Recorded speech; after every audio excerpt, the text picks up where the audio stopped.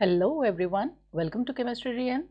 सो बेटा जी 2026 ਦੇ ਫਾਈਨਲ ਬੋਰਡ ਐਗਜ਼ਾਮ ਵਾਸਤੇ PSCB ਦੇ ਲਈ ਆਪਣੇ ਕੋਲੇ ਬੇਟਾ ਜੋ ਮਾਰਕਸ ਡਿਸਟ੍ਰੀਬਿਊਸ਼ਨ ਦਿੱਤੀ ਗਈ ਹੈ ਦੈਟ ਇਜ਼ ਕਿ ਆਪਾਂ ਨੂੰ ਇੱਕ ਥਿਊਰੀ ਕੁਐਸਚਨ 2 ਮਾਰਕਸ ਦਾ ਪੁੱਛਿਆ ਜਾਣਾ ਹੈ ਤੇ ਇੱਕ ਥਿਊਰੀ ਕੁਐਸਚਨ 5 ਮਾਰਕਸ ਦਾ ਪੁੱਛਿਆ ਜਾਣਾ ਹੈ।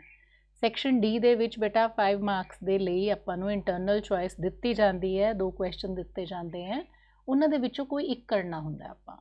तो कुल मिला के ਆਪਾਂ ਨੂੰ 7 ਮਾਰਕਸ ਦਾ पेपर इस चैप्टर ਦੇ ਵਿੱਚੋਂ ਪੁੱਛਿਆ ਜਾਏਗਾ।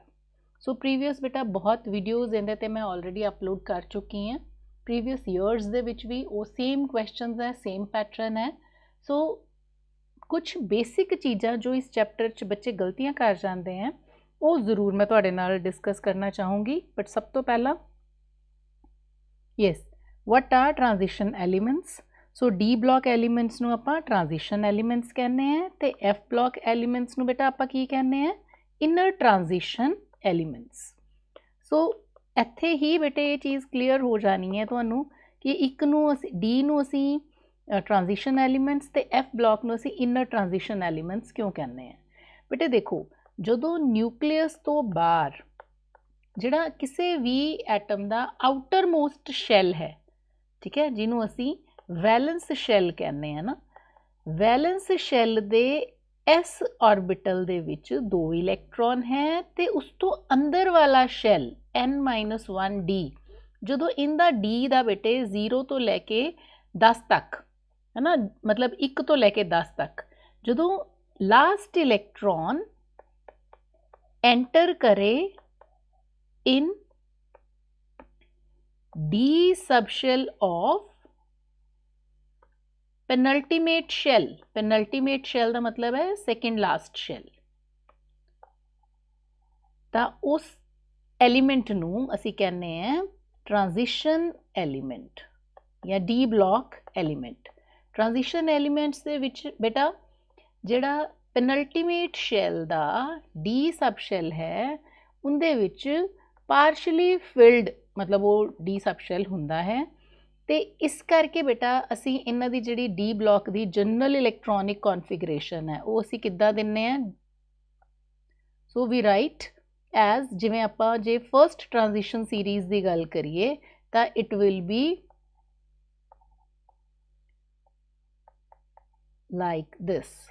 सो डी ब्लॉक नूं जे असी जनरल रिप्रजेंटेशन करनी होवे तां इत्थों दी असी NS1 to 2 and n-1 d 1 to 10.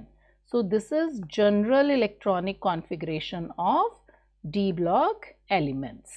D block the general electronic configuration है। and जे बेटा हुण इसे दे विच एक चेंज होर आ जावे कि जेड़ा आ थर्ड लास्ट है, third last मीनस n-2 J in they F they which 1 to 14 होण तो बेटे वो एफ ब्लॉक च जाएगा last electron.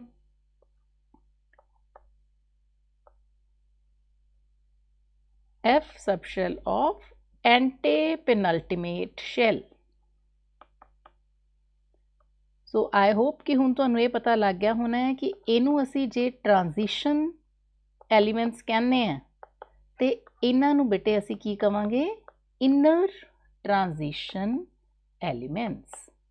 So this is something very very important बेटा। और इस दे बाद जी नैक्सट इंपॉर्टेंट चीज़ है दैट इज़ लाइक कि आपां नूं बेटा फर्स्ट ट्रांजिशन सीरीज़ जिंदे विच असीं गल करते हाँ स्कैंडियम तो जिंक तक, scandium, titanium, vanadium, chromium, manganese, iron, cobalt, nickel, copper, zinc. बेटे इन्हां दे जिहड़े एटॉमिक नंबर्स हैं उन्हां तो ही सानू इन्हां दी इलैक्ट्रॉनिक कॉन्फिगरेशन जिहड़ी है वो याद हो जानी चाहिदी है। हर बच्चे नू मैं हर लेक्चर च बार बार इक्को ही चीज़ कहनी है कि बेटा इनकी कॉन्फिगरेशन लिखनी कोई मुश्किल नहीं है। सिर्फ जिहड़ा आह 2 वर्ड है ना, जिहड़ा 2 लिखिया होया यूनिट प्लेस ते अपना डी वाला हुंदा है ते टेंस प्लेस ते एस वाला। सो इत्थे बेटे आई थिंक कि तुसी सारे हुण इन्हां दियां कॉन्फिगरेशनस जिहड़ियां ईजीली लिख पाओगे। याद रखो कि क्रोमियम और कॉपर ये एक्सैप्शन है ਤੇ ਕਾफ़ी ਬੱਚਿਆਂ ਨੂੰ बेटे आई सपोज कि मेजॉरिटी ਨੂੰ ਇਹ पता होएगा कि इहदे विच हाफ फिल्ड और फुली फिल्ड कॉन्फिगरेशनस है। क्लियर? बाकी कॉन्फिगरेशनस दे नाल नाल बेटा तुहानू इन्हां दी आयनिक कॉन्फिगरेशनस वो लिखनियां भी आनियां चाहिदियां है।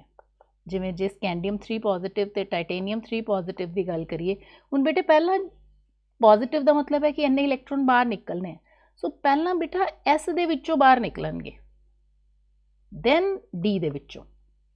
ओके, सो आयनिक कॉन्फिगरेशन तुहानू लिखनी आनी चाहिदी है।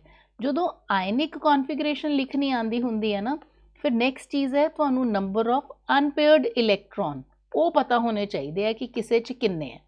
जे तुहानू आ चीज़ां आंदियां है तो तुहाडा डी ब्लॉक दे विचों कोई क्वेश्चन गलत नहीं हो सकता।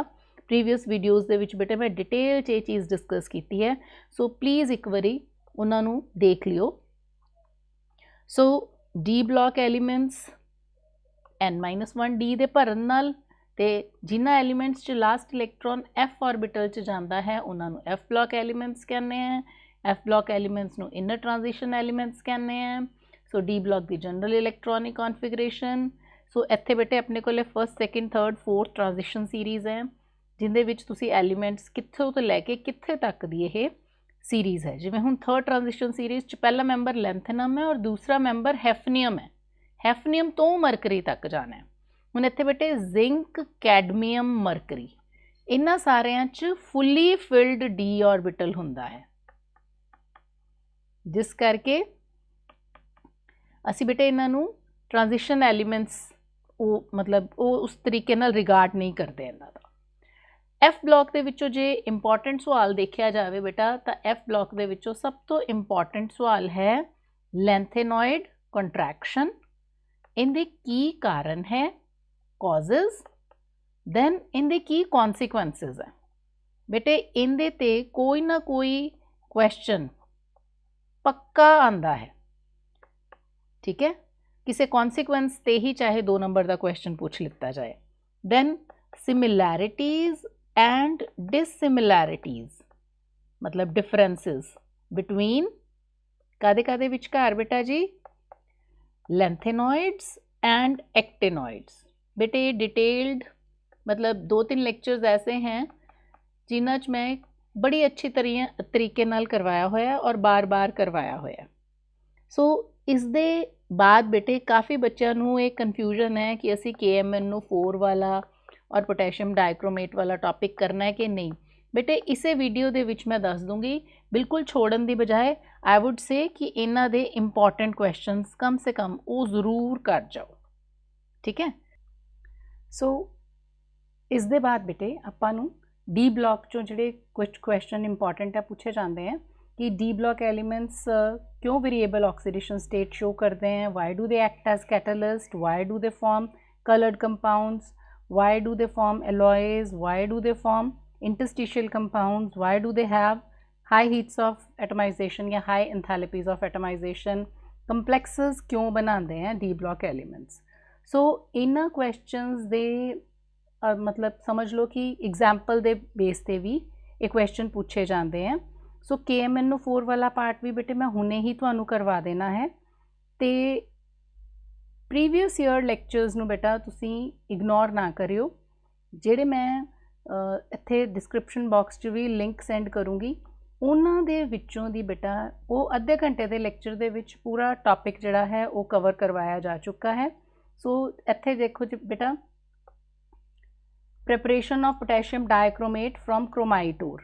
बेटे क्रोमाइट ओर दा जे तुसी फॉर्मूला याद कर लैंदे हो FeCr2O4, ध्यान नाल देखो कि पहले इनू आपां सोडियम कार्बोनेट दे नाल जदों इनू हीट करते हैं बेटा तो अपने कोले सोडियम क्रोमेट बन जाता है Na2CrO4।